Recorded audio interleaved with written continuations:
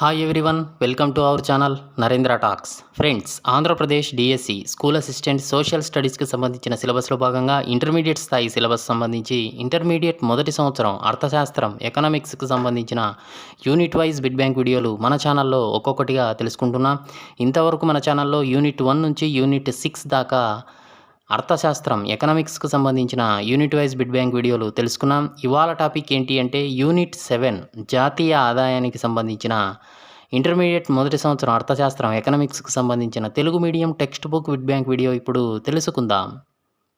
మన ఛానల్లో TET DSC subject content పేరుతో ప్లేలిస్ట్ ఉందండి. ఇందులో 3rd to 10th క్లాస్ 3వ తరగతి నుంచి 10వ తరగతి దాకా complete biological sciences, social sciences, physical సైన్సెస్కి సంబంధించిన text book content bit bank వీడియోలు మన ఛానల్లో అందుబాటులో ఉన్నాయి.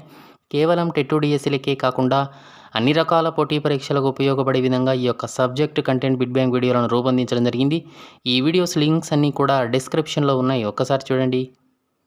అలాగే Andhra Pradesh DSC school assistant biological సైన్సెస్కి సంబంధించిన ఇంటర్మీడియట్ సంబంధించిన సిలబస్ సంబంధించి ఇంటర్మీడియట్ మొదటి సంవత్సరం మరియు 2వ సంవత్సరాలకు సంబంధించిన జంతుశాస్త్రం మరియు వృక్షశాస్త్రం, బోటనీ మరియు జువాలజీలకు సంబంధించినటువంటి text book Telugu medium text book bid bank వీడియోలు మన ఛానల్లో అందుబాటులో ఉన్నాయి. ఈ వీడియోస్ లింక్స్ కూడా డిస్క్రిప్షన్లో ఉన్నాయి, ఒక్కసారి చూడండి. ఓకే, ఫస్ట్ టైం మన ఛానల్ చూస్తూ ఉన్నట్లయితే సబ్స్క్రైబ్ చేయండి, బెల్ ఐకాన్ ఆల్ మీద ట్యాప్ చేయండి. సబ్స్క్రైబ్ చేయడం వలన ఛానల్లో ఉన్న వివిధ రకాల కంటెంట్ వీడియోలని కూడా మీరు మిస్ కాకుండా చూడగలుగుతారు.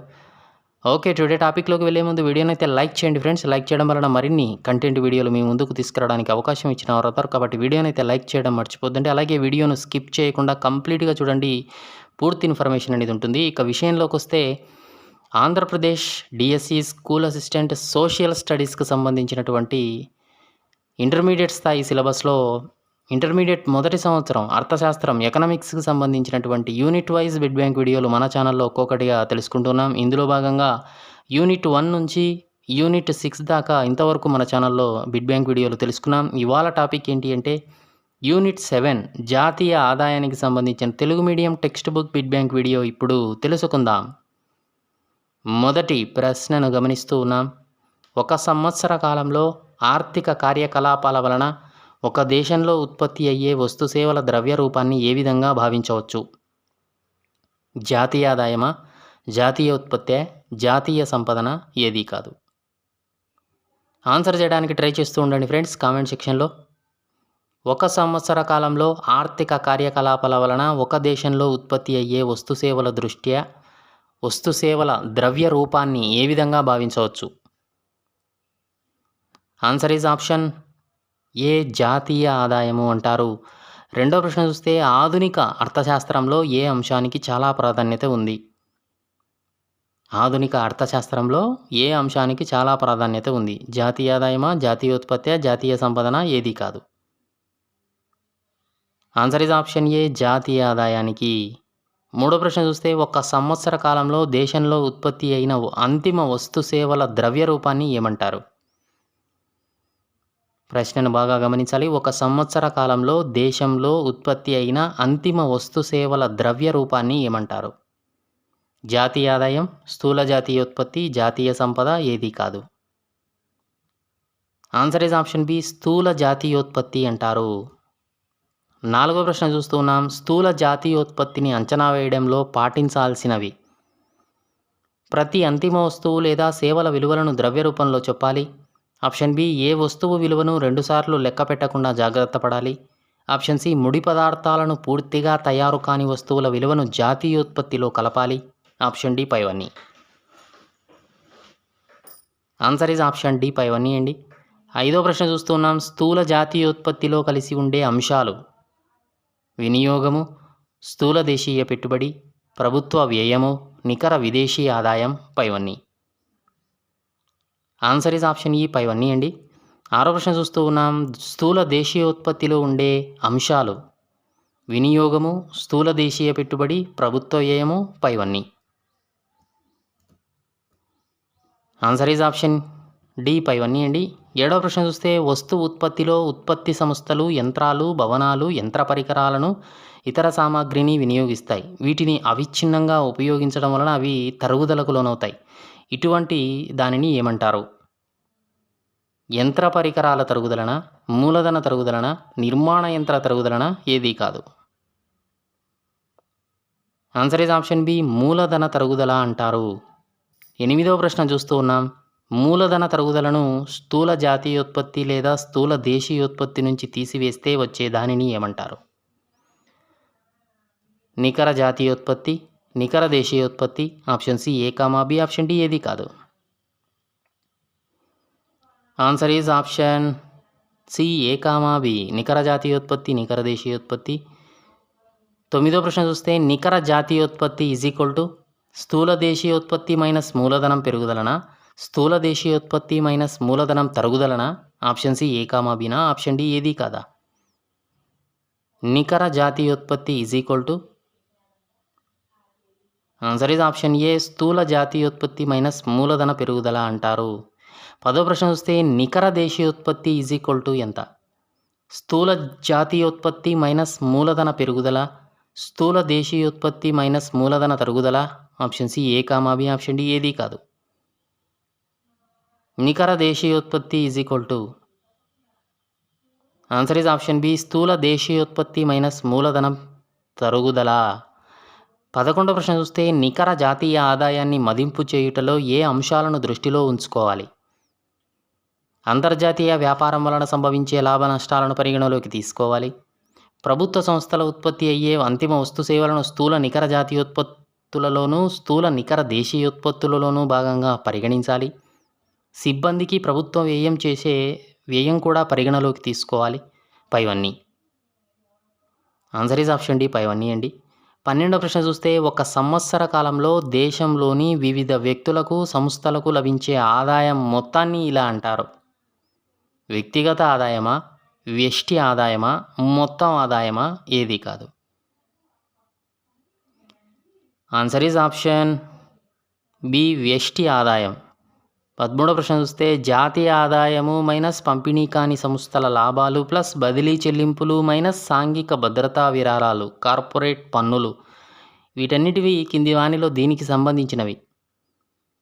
వ్యష్టి ఆదాయం, వ్యక్తిగత ఆదాయం, సంస్థ ఆదాయం ఏది కాదు. ఆన్సర్ ఈజ్ ఆప్షన్ ఏ, వ్యష్టి ఆదాయం. 14వ ప్రశ్న చూస్తున్నాం. వ్యక్తుల వినియోగానికి అందుబాటులో ఉండే ఆదాయాన్ని ఏమంటారు? వ్యష్టి ఆదాయం, వ్యయార్హ ఆదాయం, సంస్థ ఆదాయం ఏది కాదు. ఆన్సర్ ఈజ్ ఆప్షన్ బి, వ్యయార్హ ఆదాయం. 15వ ప్రశ్న చూస్తున్నాం. వ్యష్టి ఆదాయం నుంచి ఏ ప్రత్యక్ష పన్నులను తీసివేస్తే వచ్చే ఆదాయం ఏది? వ్యష్టి ఆదాయం, వ్యయార్హ ఆదాయం, సంస్థ ఆదాయం ఏది కాదు. ఆన్సర్ ఈజ్ ఆప్షన్ బి, వ్యయార్హ ఆదాయం అంటారు. 16వ ప్రశ్న చూస్తే వ్యష్టి ఆదాయం, వ్యష్టి పన్నులు, వ్యయార్హ ఆదాయము ఈజ్ ఈక్వల్ టు వినియోగము ప్లస్ పొదుపు కింది వానిలో దీనికి సంబంధించినది. వ్యష్టి ఆదాయం, వ్యయార్హ ఆదాయం, సంస్థ ఆదాయం ఏది కాదు. ఆన్సర్ ఈజ్ ఆప్షన్ బి, వ్యయార్హ ఆదాయం. 17వ ప్రశ్న చూస్తున్నాం. క్రింది వానిలో ఏ ఆదాయంలో కొంత భాగాన్ని మిగుల్చుకుంటే దానిని పొదుపు అంటారు? వ్యష్టి ఆదాయం, వ్యయార్హ ఆదాయం, సంస్థ ఆదాయం ఏది కాదు. ఆన్సర్ ఈజ్ ఆప్షన్ బి, వ్యయార్హ ఆదాయం. 18వ ప్రశ్న చూస్తూ ఉన్నాం. వస్తు ఉత్పత్తి ప్రక్రియలో వినియోగించిన ఉత్పత్తి సాధనాలకు ప్రతిఫలాలను చెల్లిస్తారు. వాటి మొత్తాన్ని ఉత్పత్తి వ్యయము అంటారు. ఈ మొత్తాన్ని కలిపి ఏమంటారు? ఉత్పత్తి కారకాల ఖరీదు దృష్ట్యా జాతీయ ఆదాయమా, వినియోగదారుని ఖరీదు దృష్ట్యా జాతీయ ఆదాయమా, వస్తు ఉత్పత్తి ప్రక్రియలో ఆదాయమా ఏది కాదు. వస్తు ఉత్పత్తి ప్రక్రియలో వినియోగించిన ఉత్పత్తి సాధనాలకు ప్రతిఫలాలను చెల్లిస్తారండి. వాటి మొత్తాన్ని ఉత్పత్తి వ్యయము అని అంటారు. ఈ మొత్తాన్ని కలిపి ఏమంటారు? ఆన్సర్ ఈజ్ ఆప్షన్ ఏ, ఉత్పత్తి కారకాల ఖరీదు దృష్ట్యా జాతీయ ఆదాయం అంటారు. 19వ ప్రశ్న వస్తే నికర జాతీయోత్పత్తి ప్లస్ సబ్సిడీలు మైనస్ పరోక్ష పన్నులు కింది వానిలో దీనికి సంబంధించినవి. నికర జాతీయోత్పత్తి ప్లస్ సబ్సిడీలు మైనస్ పరోక్ష పన్నులు కింది వానిలో దీనికి సంబంధించినవి. ఆన్సర్ ఈజ్ ఆప్షన్ ఏ, ఉత్పత్తి కారకాల ఖరీదు దృష్ట్యా జాతీయ ఆదాయం. 20వ ప్రశ్న చూస్తున్నాం. జాతీయ ఆదాయాన్ని దేశ జనాభాతో భాగిస్తే ఈ ఆదాయం వస్తుంది. నికర జాతీయ ఆదాయం, జాతీయ ఆదాయం, తలసరి ఆదాయం ఏది కాదు. ఆన్సర్ ఈజ్ ఆప్షన్ సి, తలసరి ఆదాయం. ఓకే ఫ్రెండ్స్, వీడియోనైతే లైక్ చేయండి, ఛానల్ను సబ్స్క్రైబ్ చేసుకోండి. 21వ ప్రశ్న చూస్తే ఒక దేశ ప్రజల సగటు జీవన ప్రమాణాన్ని నిర్ణయించేది నికర జాతీయ ఆదాయమా, జాతీయ ఆదాయమా, తలసరి ఆదాయమా, ఏది కాదు. ఆన్సర్ ఇస్ ఆప్షన్ సి, తలసరి ఆదాయం. 22వ ప్రశ్న చూస్తే జాతీయ ఆదాయము బై దేశ జనాభా కింది వానిలో దీనికి సంబంధించినది నికర జాతీయ ఆదాయం, తలసరి ఆదాయం, ఏది కాదు. ఆన్సర్ ఇస్ ఆప్షన్ సి, తలసరి ఆదాయం. 23వ ప్రశ్న చూస్తే జాతీయ ఆదాయాన్ని గణించడానికి 3 పద్ధతులు అమలులో ఉన్నాయండి. అవి ఏవి? 1 ఉత్పత్తి పద్ధతి లేదా ఉత్పాదిత పద్ధతి, 2 వ్యయాల పద్ధతి, 3 ఆదాయాల పద్ధతి. ఆప్షన్ డి పైవన్నీ. ఆన్సర్ ఇస్ ఆప్షన్ డి పైవన్నీ అండి, పై 3 పద్ధతులు. 24వ ప్రశ్న చూస్తే ఎవరి అభిప్రాయం ప్రకారంగా ప్రతి ఒక్కరి ఆదాయాలను కలపడం వల్ల, ప్రతి ఒక్క ఉత్పత్తిని కలపడం వల్ల, ప్రజల కొనుగోలు చేసే అన్ని వస్తువుల విలువలను వారి పొదుపులను కలపడం ద్వారా జాతీయ ఆదాయాన్ని గణన చేయవచ్చు అని తెలిపారు. కైరన్ క్రాసా, మాథ్యూ జోసెఫా, అమర్త్య సేన, ఎవరూ కాదు. Answer is option A, Cairncross. 25వ ప్రశ్న చూస్తే ఏ పద్ధతిలో స్థూల జాతీయోత్పత్తిని గణించడానికి 1 సంవత్సర కాలంలో వివిధ రంగాలలో ఉత్పత్తి అయిన అంతిమ వస్తు సేవల పరిమాణాన్ని వాటి మార్కెట్ ధరలతో గుణించి వాటి విలువలను నిర్ణయిస్తారు? ఉత్పత్తి మదింపు పద్ధతే, ఉత్పాదిత పద్ధతే, ఇన్వెంటరీ పద్ధతి లేదా వస్తు సేవా పద్ధతే, పైవన్నీనా? ఆన్సర్ ఈజ్ ఆప్షన్ డి, పైవన్నీ అండి. 26వ ప్రశ్న చూస్తే ఈ పద్ధతిలో మదింపు చేసిన విలువలను వివిధ రంగాలైనటువంటి వ్యవసాయం, పరిశ్రమ, సేవా రంగాలకు ఆపాదిస్తారు. అందువల్ల దీన్ని మదింపు చేసిన విలువ లేదా వాల్యూ యాడెడ్ పద్ధతి అని కూడా అంటారు. ఉత్పత్తి మదింపు పద్ధతే, వ్యయాల మదింపు పద్ధతే, ఆదాయ మదింపు పద్ధతే, ఏది కాదు. ఆన్సర్ ఈజ్ ఆప్షన్ ఏ, ఉత్పత్తి మదింపు పద్ధతి. 27వ ప్రశ్న చూస్తూ ఉన్నాం. ఈ పద్ధతిలో 1 సంవత్సర కాలంలో వ్యక్తులు, సంస్థలు, ప్రభుత్వము వస్తు సేవలపై చేసిన ఖర్చు మొత్తాలను నికర ఎగుమతులు, విదేశీ నికర ఆదాయంతో కూడితే జాతీయ ఆదాయం తెలుస్తుంది. ఈ పద్ధతిని ఏమంటారు? ఉత్పత్తి పద్ధతే, వ్యయాల మదింపు పద్ధతే, ఆదాయ మదింపు పద్ధతే, ఏది కాదు. ఆన్సర్ ఈజ్ ఆప్షన్ బి, వ్యయాల మదింపు పద్ధతి అంటారు. 28వ ప్రశ్న చూస్తే ఈ పద్ధతిలో దేశంలో వివిధ ఉత్పత్తి కారకాలకు ప్రతిఫలంగా లభించే బాటకం, వేతనం, వడ్డీ లాభం, సంస్థలకు వచ్చిన ఆదాయాన్ని కలిపితే జాతీయ ఆదాయం తెలుస్తుంది. ఈ పద్ధతిని ఏమంటారు? ఆన్సర్ ఈజ్ ఆప్షన్ సి, ఆదాయ మదింపు పద్ధతి అంటారు.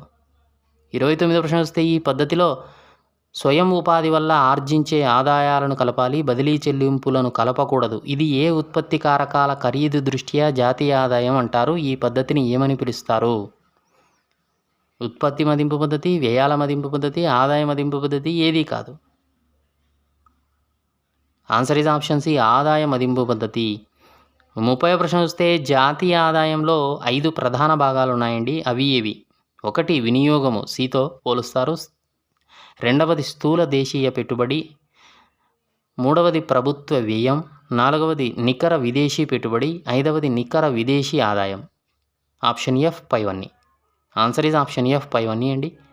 31వ ప్రశ్న చూస్తే జాతీయ ఆదాయ పరిమాణాన్ని నిర్ణయించే అంశాలలో ముఖ్యమైనవి సహజ వనరులు, ఉత్పత్తి కారకాల నాణ్యత, లభ్యత, సాంకేతిక విజ్ఞాన ప్రగతి, రాజకీయ నిర్ణయాలు, స్థిరత్వం, పైవన్నీ. ఆన్సర్ ఈజ్ ఆప్షన్ ఈ, పైవన్నీ అండి.